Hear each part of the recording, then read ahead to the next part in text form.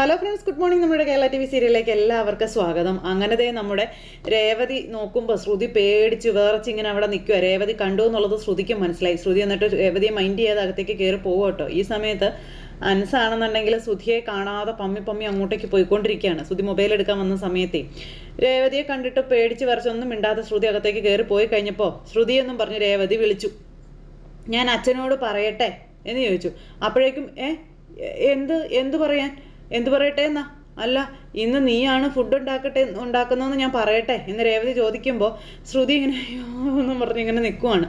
ആ സമയം ഞാനിവിടെ ഉള്ളപ്പോഴൊക്കെ ഞാനാണ് ഫുഡ് ഉണ്ടാക്കാറ്, അച്ഛൻ അതാ ഇഷ്ടം എന്ന് പറഞ്ഞ് രേവതി പറയാം. ഇന്നിപ്പോൾ നീ അടുക്കളയിൽ കയറിയല്ലോ, നീ ഫുഡ് ഉണ്ടാക്കുന്നതെന്ന് ഞാൻ അച്ഛനോട് പറയട്ടെ എന്ന് രേവതി ഇങ്ങനെ ചോദിക്കുമ്പോൾ ശ്രുതി ഇങ്ങനെ അവിടെ നിന്ന് ഇങ്ങനെ ഉരുകുവാണ്.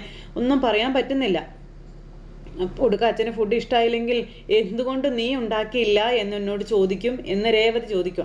നീയാണ് ഉണ്ടാക്കുന്നതെന്ന് ആദ്യമേ പറഞ്ഞാൽ കുഴപ്പമൊന്നുമില്ലല്ലോ എന്ന് രേവതി പറഞ്ഞപ്പോൾ ഞാൻ അടുക്കള കയറിയെന്നേ ഉള്ളൂ, ഫുഡ് നീ തന്നെ ഉണ്ടാക്കിയാൽ മതിയെന്നും പറഞ്ഞുകൊണ്ട് ശ്രുതി അന്നേരം രേവതിയോട് പറയാം. ഇനിയിപ്പോൾ അവിടെ കോൺസെൻട്രേഷൻ കിട്ടത്തില്ലല്ലോ, കാരണം ഈ കാര്യം മനസ്സിൽ കിടക്കുമല്ലേ. രേവതി എന്നിട്ട് അതൊന്നും അല്ലാത്ത പോലെ അടുക്കളയിലേക്ക് പോയി. ഈ സമയത്താണ് ശ്രുതി മുറിയിൽ പോയി പേടിച്ച് വരച്ചിരിക്കുന്നത്. അപ്പോഴത്തേക്കും നമ്മുടെ ശ്രുതി അവിടെ വന്നേക്കുന്നു. ശ്രുതി വന്ന് ശ്രുതിയെ വിളിച്ചപ്പോഴത്തേക്കും നടുങ്ങി ഞെട്ടലോടെ ഇങ്ങനെ തിരിഞ്ഞു നോക്കുക. ശ്രുതി ഇങ്ങനെ നോക്കി നിൽക്കുവാണ് ശ്രുതിയെ. അപ്പോൾ ശ്രുതിയും അതുപോലെ തന്നെ പേടിച്ച് വിറച്ച് ഇങ്ങനെ വല്ലാതായിട്ട് നിൽക്കുന്നു. ശ്രുതി ഇപ്പോഴല്ലേ പോയത്? അല്ല, എന്താ തിരികെ വന്നേ എന്ന് ചോദിക്കുമ്പോൾ ഞാനേ എൻ്റെ മൊബൈൽ എടുക്കാൻ മറന്നു. അല്ല, ഈ മൊബൈൽ എടുക്കാനൊക്കെ മറന്നതിനെങ്കിൽ പോരേണ്ട കാര്യമുണ്ടോയെന്ന് ചോദിച്ചു. അത് പിന്നെ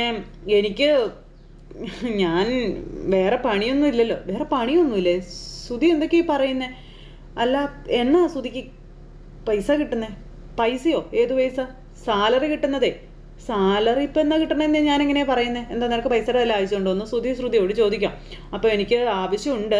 അത് പിന്നെ പാർലറിൽ വർക്ക് ചെയ്യുന്ന സ്റ്റാഫിനൊക്കെ ദീപാവലിക്ക് ബോണസ് കൊടുക്കണമെന്ന് പറഞ്ഞു. ഈ മാസം ചിലവ് കൂടുതലായിരുന്നു എന്നൊക്കെ പറയാം. എൻ്റെ കയ്യിലുള്ളതൊന്നും തികയില്ല എന്നും പറഞ്ഞ് ഇവർ സംസാരിച്ചുകൊണ്ട് നിൽക്കുമ്പോഴത്തേക്കും ചന്ദ്രമതി ഇവരുടെ മുറിയുടെ പുറത്ത് വന്ന് നിന്ന് കേൾക്കുക സംസാരം. അപ്പോൾ അയ്യോ എൻ്റെ പൊന്നെ, ഇവൻ പോയിട്ട് പിന്നെ എന്തിനാ തിരിച്ചു വന്നേന്നൊക്കെ ഇങ്ങനെ നിന്ന് ചിന്തിക്കുക ചന്ദ്രമതി. ശ്രുതിക്ക് ബോണസ് കിട്ടത്തില്ലേ എന്ന് ചോദിച്ചു. അപ്പോഴേക്കും ചന്ദ്രമതി ഞെട്ടി. ബോണസ് കിട്ടാനൊന്നും സാധ്യതയില്ല, ഞാനിവിടെ ജോലി ചെയ്യാൻ തുടങ്ങിയിട്ട് കുറച്ച് നാളല്ലേ ആയുള്ളൂ എന്ന് ചോദിച്ചു. അപ്പോഴേക്കും ചന്ദ്രമതിയുടെ ഗ്യാസ് മൊത്തത്തിൽ അങ്ങ് പോയിട്ടോ. അവർ ബോണസൊക്കെ തരേണ്ടതാ, ശ്രുതി MD-യോടൊന്ന് ചോദിച്ചു നോക്കാൻ പറഞ്ഞു. അയ്യോ, അത് പിന്നെ ഞാൻ എങ്ങനെയാണ് അവരോട് ചോദിക്കുന്നത്? എന്നെക്കൊണ്ട് പറ്റില്ല എന്ന് പറഞ്ഞു. അപ്പോൾ വേണ്ടാത്ത പൈസയൊന്നും അല്ലല്ലോ, ശ്രുതി ജോലി ചെയ്ത പൈസ അല്ലേ ചോദിക്കുന്നത്. പ്ലീസ് ശ്രുതി, എനിക്ക് പൈസയുടെ ആവശ്യമുള്ളത് കൊണ്ടാണ് ശ്രുതി എന്നും പറഞ്ഞുകൊണ്ട് ശ്രുതി ഇങ്ങനെ പറയാം. ചന്ദ്രമതി നിന്ന് ഉരുക്കി തീരുക കേട്ടോ. ശരി, ഞാൻ MD-യോടൊന്ന് ചോദിച്ചു നോക്കട്ടെ എന്നും പറഞ്ഞുകൊണ്ട് ശ്രുതി അവിടുന്ന് പോണു. ശ്രുതി അവിടുന്ന് പോയി കഴിഞ്ഞപ്പോഴേക്കും അമ്മ പുറത്ത് നിൽക്കുന്നത് കണ്ടു. അമ്മ മോനെ പിടിച്ച് വലിച്ച് കൊണ്ടുപോവുക. എന്താടാന്ന് ചോദിച്ചു. അവൾ പൈസ ചോദിച്ചോന്ന് ചോദിച്ചു. അതെ അമ്മേ, ഇത്രയും കാശ് ഞാൻ എവിടുന്ന് സംഘടിപ്പിച്ച് കൊടുക്കാനാ അമ്മേ? എൻ്റെ ദൈവമേ, ശമ്പളം കിട്ടിയെന്നും പറഞ്ഞ് കൊടുത്ത കാശ് ഞാൻ ഒരുത്തൻ്റെ കയ്യിൽ നിന്ന് കടം വാങ്ങിയതാ, അവനോട് ഇനി ചോദിക്കാനൊന്നും പറ്റില്ല എന്ന് പറഞ്ഞു ശ്രുതി. പെട്ടുപോയല്ലേടാ നീ എന്ന് ചന്ദ്രമതി ചോദിച്ചപ്പോൾ അമ്മ, ഞാൻ പെട്ടു. അല്ല, അമ്മയുടെ കയ്യിൽ എടുക്കാൻ വല്ലതും കാണുമോ കാശ്? അപ്പം എൻ്റെ കയ്യിൽ ഇവിടുന്നാടാ കാശ് എന്ന് ചന്ദ്രമതി മകനോട് ചോദിക്കുക. ഇതാ ഞാൻ നിന്നോട് ജോലിക്ക് പോന്ന് പറയുന്നത്. കേൾക്കണ്ടേ നീ? എന്തൊരു കഷ്ടമാണ് എൻ്റെ ദൈവമേ ഇതൊക്കെ എന്ന് പറയുമ്പം ശമ്പളം, ബോണസ്, എൻ്റെ പൊന്നെ കാശിൻ്റെ കാര്യം മാത്രമേ അവൾക്ക് പറയാനുള്ള അമ്മ എന്നും പറഞ്ഞുകൊണ്ട് ശ്രുതി അന്നേരം ചന്ദ്രമതിയോട് പറയാം. അമ്മേ, എത്ര ചോദിച്ചിട്ടും MD ബോണസ് തന്നില്ല എന്നവളോട് പറഞ്ഞാലോ? അതൊന്നും ശരിയാവത്തില്ല. അവളെങ്ങാനും അവിടെ ഒന്ന് ചോദിക്കാമെന്ന് പറഞ്ഞാൽ പണി പാളിയില്ലേടാ. അമ്മ, നീ എവിടുന്നേലും കാശ് കൊടുക്കാൻ പറഞ്ഞപ്പോൾ എവിടുന്ന് കൊടുക്കാനമ്മേ? എടാ പതുക്കെ പറയടാ. അമ്മ, ഞാൻ എവിടുന്ന് എടുത്ത് കൊടുക്കും? എനിക്കറിയത്തില്ല, നീ ചെല്ല്, ഞാൻ എവിടുന്നെങ്കിലും സംഘടിപ്പിക്കാൻ പറ്റുമെന്ന് നോക്കട്ടെ എന്ന് പറഞ്ഞ് ചന്ദ്രമതി മോനെ പറഞ്ഞു വിട്ടു. ചന്ദ്രമതി നിന്ന് ഇങ്ങനെ ആലോചിക്കുക എവിടുന്ന് കാശ് സംഘടിപ്പിക്കും എന്നോർത്ത്. അത് കഴിഞ്ഞ് പിന്നെ ചന്ദ്രമതി വെച്ചു വിട്ട് പോവുകയാണ് ഭാമയെ കാണാനായിട്ട്. അപ്പോൾ ഭാമ വന്ന് കൂട്ടുകാരെ വിളിച്ച് അകത്തേക്ക് എത്തി. നിനക്ക് കുടിക്കാൻ എന്തെങ്കിലും എടുക്കട്ടെ എന്ന് ചോദിച്ചപ്പോൾ എനിക്ക് കുടിക്കാനൊന്നും വേണ്ടടി എന്ന് പറയുകയാണ് ചന്ദ്രമതി. അപ്പോൾ ഭാമ ഇങ്ങനെ വന്നിരുന്നു. ഈ വീട്ടിൽ രവിയേട്ടൻ എങ്ങനെയുണ്ടെന്ന് ചോദിച്ചു. അപ്പോൾ ഇപ്പോൾ പ്രശ്നങ്ങളും കാര്യങ്ങളൊന്നുമില്ല, രവിയേട്ടൻ അസുഖം വന്നതോടെ എല്ലാം താളം തെറ്റിയെന്ന് ചന്ദ്രമതി പറയുക. സച്ചി അവൻ്റെ കാറ് വിറ്റു, പിന്നെ എൻ്റെ ആഭരണങ്ങളെല്ലാം പണയത്തിലായി. ഇപ്പോൾ ഇത് ഫാൻസി സ്റ്റോറിൽ നിന്ന് വാങ്ങിച്ചിട്ടതാണെന്നൊക്കെ പറയുമ്പോൾ അതൊന്നും സാരമില്ല ചന്ദ്രേ, അദ്ദേഹത്തെ ജീവനോടെ കിട്ടിയില്ലേ എന്ന് ഭാമ അന്നേരം പറയാം. ഞാൻ ഇന്ന് നിൻ്റെ വീട്ടിലേക്ക് വരണമെന്ന് കരുതിയിരിക്കുകയായിരുന്നു, അപ്പോഴാണ് നീ ഇങ്ങോട്ട് വന്നതെന്നൊക്കെ ഭാമ പറഞ്ഞു കേട്ടോ. അപ്പോൾ ഇങ്ങനെ ആകെ വിഷമിച്ച് ഇങ്ങനെ ഇരിക്കുക. ഭാമേ, നീ എനിക്കൊരു 50,000 രൂപ തന്ന് സഹായിക്കണമെന്ന് പറഞ്ഞപ്പോഴത്തേക്കും ഭാമ ഞെട്ടി. സുധിക്ക് വേണ്ടിയിട്ടാണെന്ന് പറഞ്ഞപ്പോഴത്തേക്കും ഒന്നുകൂടെ ഇരട്ടി ഞെട്ടി. അവനിപ്പോൾ ജോലി കിട്ടും, ഒരു 2 മാസത്തിനകം അത് തിരികെ തരാമെന്ന് പറയുമ്പോൾ ചന്ദ്രൻ എൻ്റെ കയ്യിൽ 50,000 രൂപയൊന്നും ഇല്ല എന്ന് ഭാമ പറഞ്ഞു. നുള്ളിപ്പെറുക്കിയാൽ ഒരു 25,000 രൂപ കാണും എന്ന് പറഞ്ഞു. അത് വേണമെങ്കിൽ ഞാൻ നിനക്ക് തരാമെന്നും പറഞ്ഞു. അപ്പോൾ ശരി, അതെങ്കിൽ അത് വെച്ച് അവൻ അഡ്ജസ്റ്റ് ചെയ്യട്ടെ എന്ന് പറഞ്ഞപ്പോൾ ശരി എന്ന് പറഞ്ഞു. അങ്ങനെ അതും പറഞ്ഞ് കൂട്ടുകാരികളും കൂടെ സംസാരിച്ചുകൊണ്ടിരിക്കാം. ഈ സമയത്ത് നമ്മുടെ ശ്രീകാന്തിൻ്റെ കാര്യം ഭാമ ചോദിക്കുക. അപ്പോൾ ശ്രീകാന്ത് പിടിച്ചത് പുളിങ്കൊമ്പിലാണ്. ആ പെണ്ണ് നിൻ്റെ വീട്ടിൽ വന്നാൽ നിൻ്റെ എല്ലാ പ്രശ്നങ്ങളും തീരും എന്ന് പറയുമ്പോൾ എൻ്റെ മോനെ വശീകരിച്ച് തട്ടിയെടുത്ത് അവളെ ഞാൻ വീട്ടിൽ കൊണ്ടുവരണമെന്നാണോ നീ പറയുന്നതെന്ന് ചോദിച്ചു ഈ ചന്ദ്രമതി ഭാമയോട്. അപ്പോൾ എടി, ഞാൻ പറയുന്നത് നീ ഒന്ന് കേൾക്കാൻ പറഞ്ഞു ഭാമ. നിൻ്റെ മൂത്ത മരുമകളെക്കാളും പണക്കാരിയാ ഇളയ മരുമകൾ വർഷ, നിനക്കറിയാവോന്ന് ചോദിച്ചു. എടി, എൻ്റെ ഒരു സുഹൃത്തിന് വർഷയുടെ ഫാമിലിയെ പറ്റി നന്നായിട്ട് അറിയാം. അവളാ പറഞ്ഞത് വർഷയുടെ അച്ഛനെ കേരളത്തിലും തമിഴ്നാട്ടിലും ഒക്കെ ആയിട്ട് ഒരുപാട് സ്വത്തുവകകൾ ഉണ്ടെന്ന്. അപ്പോഴേക്കും ചന്ദ്രമതി ഞെട്ടി പിളർന്നിങ്ങനെ നോക്കുക. നിരവധി സ്ഥാപനങ്ങൾ, 3 വീട്, റബ്ബർ തോട്ടം, 5 ടൂറിസ്റ്റ് ബസ്, ആലപ്പുഴയിലെ ആഡംബര ഹൗസ് ബോട്ടുകൾ എന്നു വേണ്ട അയാൾക്ക് സ്വന്തമായി ഇല്ലാത്തതായിട്ട് ഒന്നുമില്ല എന്ന് പറഞ്ഞു. അയ്യോ, ഭാമതേ മൂക്കും കുത്തി നിലത്ത് പറയുന്നതായിട്ട് ചന്ദ്രമതി. എത്രയോ കോടി രൂപയുടെ ആസ്തിയുണ്ട് വർഷയുടെ അച്ഛന്. ഈ ചന്ദ്രമതി സ്വപ്നം കാണാൻ തുടങ്ങി. സ്വപ്നം കേട്ടോ. ആ സ്വപ്നലോകത്തിരുന്ന് ഇങ്ങനെ മതിമറക്കുന്ന ചന്ദ്ര എന്ന് പറഞ്ഞ് വിളിച്ചിട്ട് പോലും ചന്ദ്ര അറിയുന്നില്ല. അപ്പോൾ സത്യമാണോടി നീ പറഞ്ഞതൊക്കെ? പിന്നല്ലത് ഞാൻ എന്തിനാ കള്ളം പറയുന്നേ? ഞാൻ നിന്നോട് കള്ളം പറഞ്ഞിട്ട് എനിക്കെന്ത് കിട്ടാനാണെന്നൊക്കെ ചോദിച്ചു. എന്നാലും എടി, എൻ്റെ പൊന്നടി, രവിയേട്ടൻ്റെ ആ ഒരു ചികിത്സ നടത്താൻ വേണ്ടി സച്ചിയുടെ കാർ വിറ്റു, സ്വർണം പണയപ്പെടുത്തി. ആ പെണ്ണ് വീട്ടിലുണ്ടായിരുന്നെങ്കിലേ രവിയേട്ടൻ്റെ 5ഓ 6ഓ ബ്ലോക്ക് നീക്കായിരുന്നു. എൻ്റെ പൊന്നെ, നിങ്ങൾക്കൊന്നും വിൽക്കേണ്ടിയും വരില്ലായിരുന്നു, ഒന്നും പണയപ്പെടുത്തേണ്ടിയും വരില്ലായിരുന്നു എന്ന് ഭാമ. എല്ലാ പെണ്ണ് നോക്കിയേനെ. കോടീശ്വരി അല്ലേ, കോടീശ്വരി എന്നൊക്കെ പറഞ്ഞ് ഭാമ ഇങ്ങനെ പറഞ്ഞു കൊടുക്കുക. ഒരു കണക്കിന് രേവതി ചെയ്ത് നല്ല കാര്യമാണ്. ശ്രീകാന്തിനെ കൊണ്ട് കോടീശ്വരി അല്ലേ കെട്ടിച്ചത്. രവിയേട്ടൻ ഇനിയും ബ്ലോക്ക് ഉണ്ടാകും എന്നാണോ നീ പറയുന്നത് എന്ന് ചന്ദ്രമതി അന്നേരം ഭാമയോട് ചോദിച്ചു. നിന്റെ കൊരുനാക്ക് വളയ്ക്കാതെടി. എടി, ഞാൻ അങ്ങനെയൊന്നും അല്ല പറഞ്ഞത്. നീ എന്താ ഇങ്ങനെയൊക്കെ ചിന്തിക്കുന്നേ? വർഷ ഒറ്റ മോളാ, അവളുടെ അച്ഛനുള്ളതെല്ലാം അവൾക്കുള്ളതല്ലേ എന്ന് ഭാമ ചന്ദ്രമതിയോട് ചോദിക്കുക. കല്യാണം കഴിഞ്ഞു, എപ്പോഴായാലും നിന്റെ വീട്ടിൽ വരേണ്ടവരാ ശ്രീകാന്തും വർഷയും. എന്നെങ്കിലും അവരെ വീട്ടിൽ കയറ്റേണ്ടി വരും. നീ മുൻകൈ എടുത്ത് ഇപ്പം വീട്ടിൽ കയറ്റിയാൽ ആ പെണ്ണിന് നിന്നോടുള്ള സ്നേഹവും അതിപ്പൊക്കെ കൂടുവടി. നീ അതൊക്കെ ചിന്തിക്കാൻ പറഞ്ഞു ഭാമ ചന്ദ്രമതിയോട്. മറ്റാരെങ്കിലും അവരെ വിളിച്ച് വീട്ടിൽ കയറ്റുന്നതിന് മുന്നേ നീ തന്നെ കൂട്ടിക്കൊണ്ട് വരണമെന്നും പറഞ്ഞു. അങ്ങനെ ചെയ്താലേ നീ ആയിരിക്കും വർഷയ്ക്കെല്ലാം. അത് നിനക്ക് അറിയാവോന്ന് ചോദിച്ചു. അങ്ങനെ ചെയ്യാല്ലേടി, അപ്പം നീ എന്താവശ്യപ്പെട്ടാലും അവൾ നിനക്ക് നടത്തി തരുമെന്ന് പറഞ്ഞു.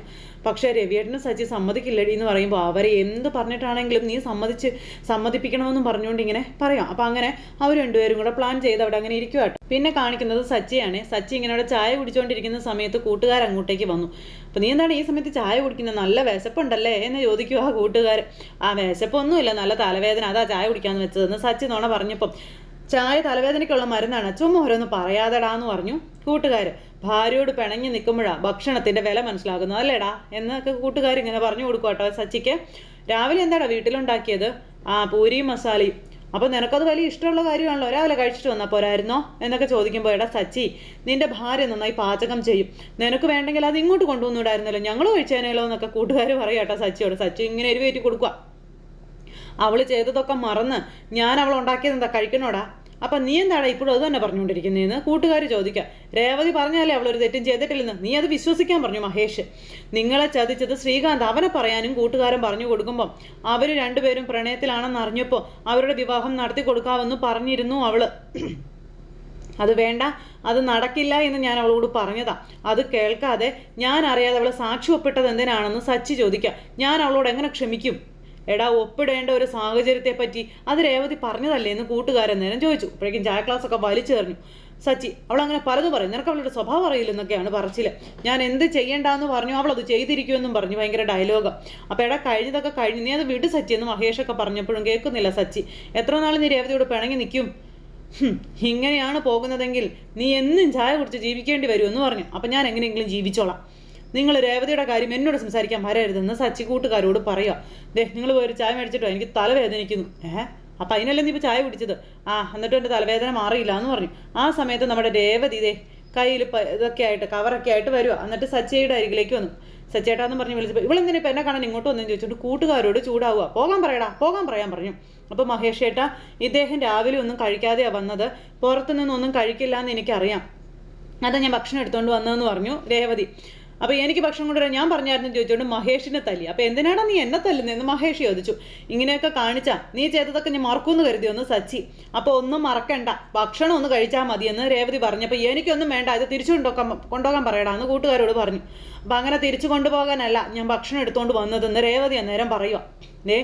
ഇന്നലെ രാത്രി നിങ്ങൾ വന്നത് എങ്ങനെയാണെന്ന് ഓർമ്മയുണ്ടോ എന്ന് രേവതി ചോദിച്ചു. സച്ചിയുടെ അഹങ്കാരം അവസാനിപ്പിക്കാൻ രേവതി തന്നെ മുൻകൈ എടുത്ത് രണ്ടും കൽപ്പിച്ചിറങ്ങിയിരിക്കുക. എന്നിട്ട് നിങ്ങൾ ഭക്ഷണം കഴിക്കാതെ കിടന്നുറങ്ങി, ഇന്ന് രാവിലെ നിങ്ങളൊന്നും കഴിക്കാതെ വീട്ടിൽ നിന്ന് ഇറങ്ങിയതെന്നൊക്കെ പറഞ്ഞുകൊണ്ട് നമ്മുടെ രേവതി ഇങ്ങനെ പറയുക കേട്ടോ. വിശക്കുന്നില്ലേ നിങ്ങൾക്ക് എന്ന് രേവതി സച്ചിയോട് ചോദിക്കുക കേട്ടോ. വന്ന് ഭക്ഷണം കഴിക്കാൻ പറഞ്ഞു. അത് കേട്ടപ്പോൾ എനിക്ക് വിശക്കുന്നൊന്നുമില്ലെന്ന് പറയടാ. അപ്പോൾ എടാ കള്ളം പറയും എൻ്റെ പൊന്നു രേവതി, നല്ല വിശപ്പിവനുണ്ട്, 3 ചായ ഇപ്പം കുടിച്ചിരിക്കുന്നതെന്ന് പറഞ്ഞപ്പം മിണ്ടായിരിക്കാൻ പറഞ്ഞു കൂട്ടുകാരനോട് സച്ചി. രേവതി ഇതൊക്കെ ആയിട്ട് വിഷമിച്ച് നിൽക്കുക.